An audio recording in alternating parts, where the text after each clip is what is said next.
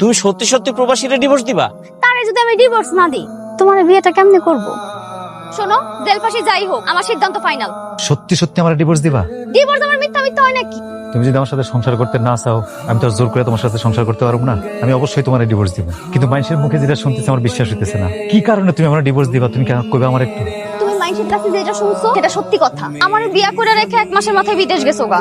7টা দিন আমার একা একা লাগতো। এর মধ্যে আমার ফেসবুকে রানা লগে পরিচয় হয়। আমরা সিদ্ধান্ত নিছি আমরা বিয়া করব।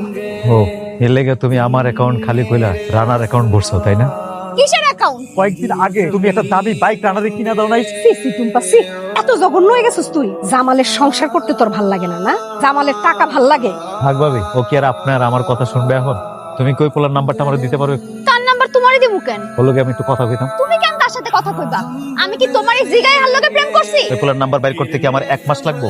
সর্বোচ্চ 2 দিন লাগবে। আমি ওই পোলার লগে কথা কইতেছি।